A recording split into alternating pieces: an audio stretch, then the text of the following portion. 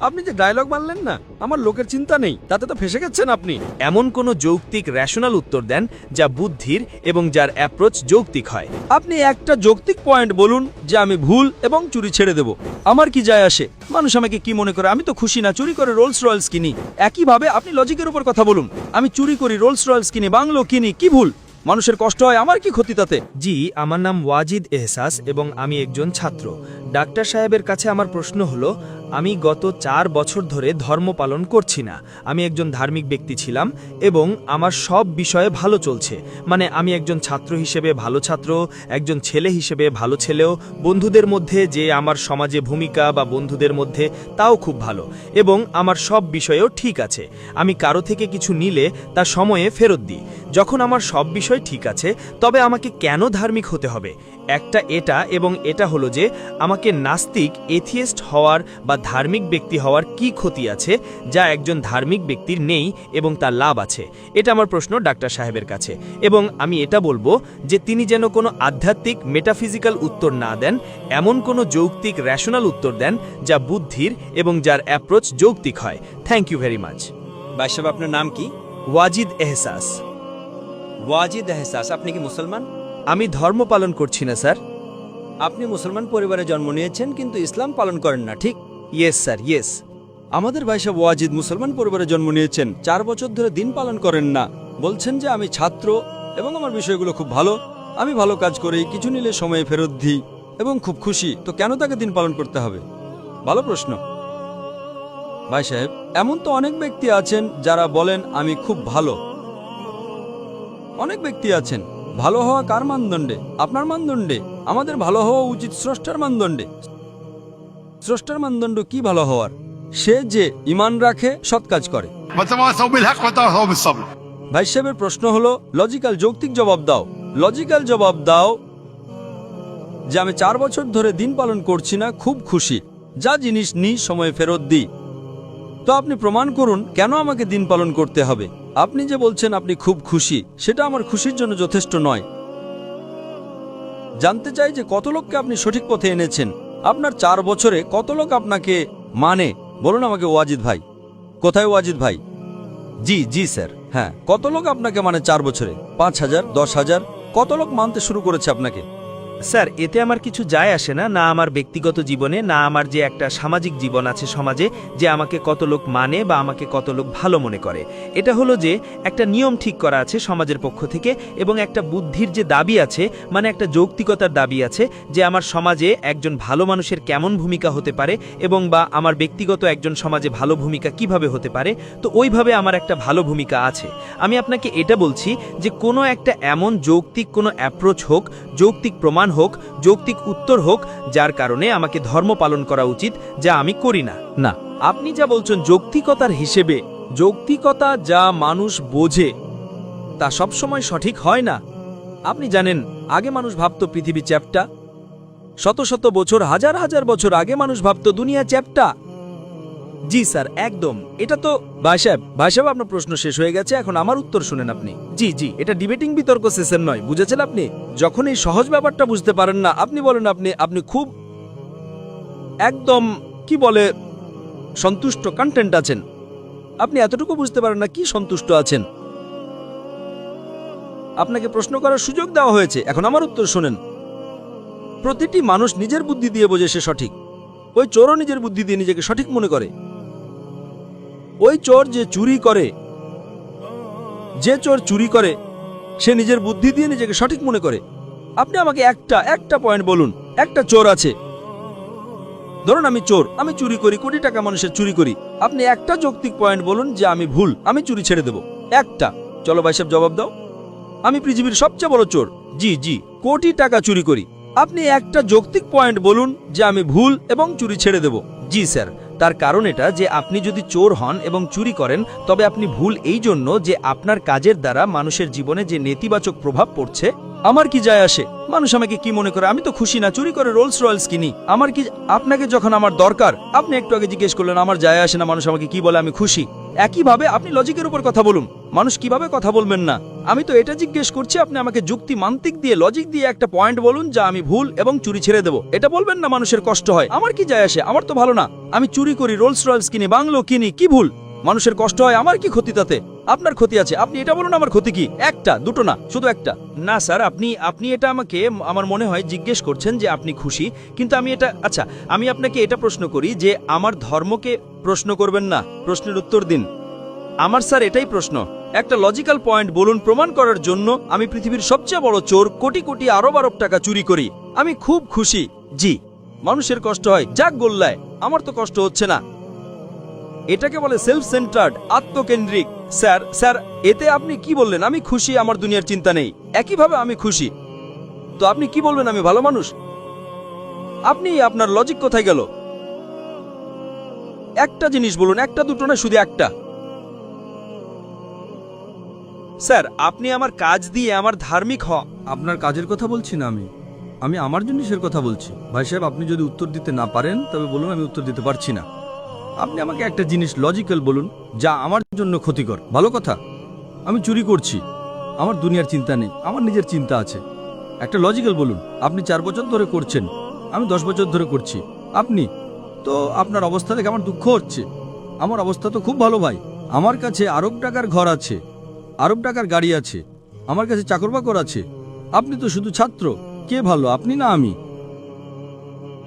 এর জন্যই লজিক।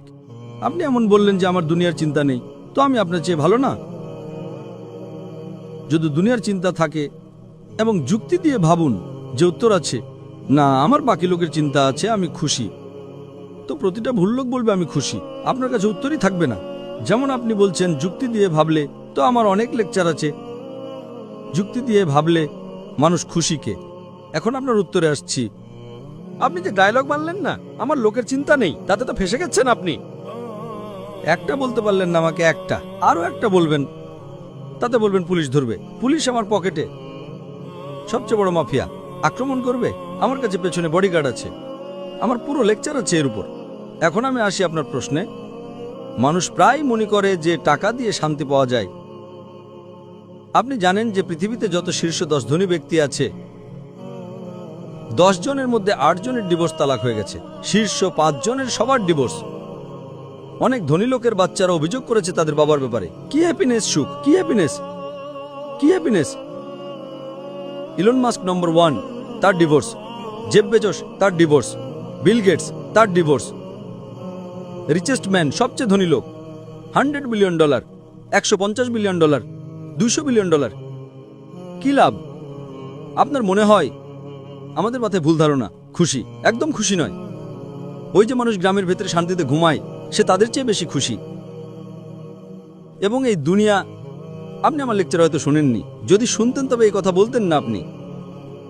আমার লেকচারে আমি বলেছি যে এই দুনিয়া আমাদের জন্য পরীক্ষা, আখেরাতের জন্য। আপনি যখন আখেরাত মানেনই না, তখন আপনি কি জানেন? যদি যুক্তি দিয়ে ভাববেন, লজিক দিয়ে ভাববেন, তবে আপনি জানবেন যে এই দুনিয়ার স্রষ্টা একজন। আপনি আমার ভিডিও ক্যাসেট শুনুন, ডাজ গড এক্সিস্ট, ঈশ্বর কি আছেন? ওয়াজিদ ভাই, ওয়াজিদের মানে কি? আপনার নাম কেন বদলান না আপনি? ওয়াজিদের মানে কি? পাওয়ার যোগ্য স্যার, কি পাওয়ার যোগ্য। কি পেয়েছেন আপনি? স্যার আমি 4 বছর আগে পেয়েছি। এখন ছেড়ে দিয়েছেন, তো নাম তো বদলান। মানুষকে ধোঁকা কেন দিচ্ছেন? স্যার এটা আমার সোসাইটির সাথে সম্পর্ক রাখে, কিন্তু আপনি আমার প্রশ্নের উত্তর দেননি স্যার। মোস্ট রেসপেক্টেড, সবচেয়ে সম্মানের সাথে স্যার। ওটাই তো বলছি আমি না। আপনার প্রশ্নের উত্তরের জন্য আমার লেকচার শুনুন, ডাজ গড এক্সিস্ট। স্যার ওটা অন্যদিকে যাচ্ছে। শুনুন শুনুন শুনুন, এটা তর্ক হচ্ছে না। আপনার প্রশ্ন শেষ, উত্তর দিচ্ছি আমি। আপনি এটা মানার জন্য ডাজ গড এক্সিস্ট। যারা খোদায় বিশ্বাস করে না, তারা প্রমাণই করতে পারে না চোর ভুল। এখন আমি আপনাকে প্রমাণ করছি, যারা, আপনি যাই বলুন, আপনি বড় চোর, আপনাকে পুলিশ ধরবে। পুলিশ আমার পকেটে।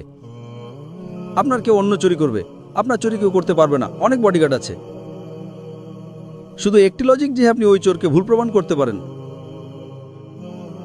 যদি আমি মুসলমান হই এবং আমাকে কেউ চোর বলে যে আমি সবচেয়ে বড় চোর, আমি খুশি। আমাকে একটা লজিক বলুন যে ভুল, আমি ছেড়ে দেব।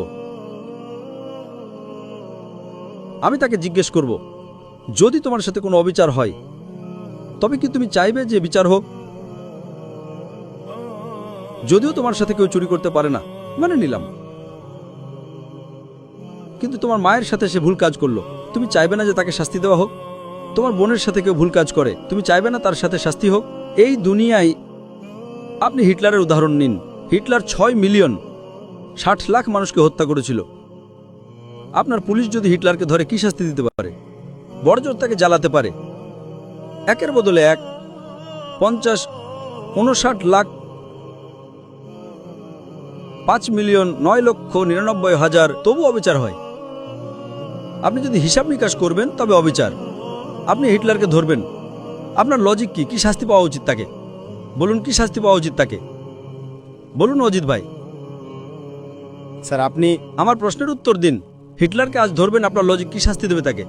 স্যার যাই আইনের আওতায় তাকে শাস্তি দেওয়া হবে। হিটলারের কাজ অন্য, আমার প্রশ্নে তার সাথে সম্পর্ক নেই। আরে আরে, আমার প্রশ্নের উত্তর দেবেন তবে আপনি জানতে পারবেন। আমার প্রশ্ন এটাই, আপনি লজিকওয়ালা লোক না। যদি হিটলারকে ধরবেন তবে তাকে শাস্তি পাওয়া উচিত কিনা দুনিয়ায়? জি, যা একটি রাষ্ট্র ঠিক করেছে খুনির, সেটা তাকে শাস্তি পাওয়া উচিত। এক খুনের সব এক, বাকি যে 5 মিলিয়নের কি হিসাব? অবিচার নয়? ঠিক, আপনাকে মানতে হবে যদি পুলিশ হিটলারকে ধরতো তাকে মৃত্যু দিত, এটা কি বিচার? বিচার নয়, বিচার নয় আপনার হিসেবে। না, এটা 6 মিলিয়ন। আপনার অঙ্ক খুব দুর্বল।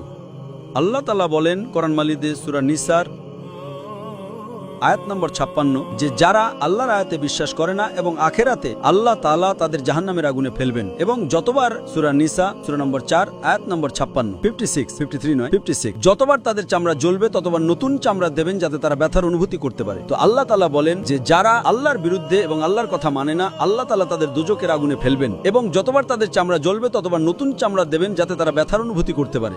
তো আল্লাহ তাআলা আখেরাতে হিটলারকে 6 মিলিয়ন বার, 12 মিলিয়ন বারও জ্বালাতে পারেন। এটা বিচার হলো কিনা?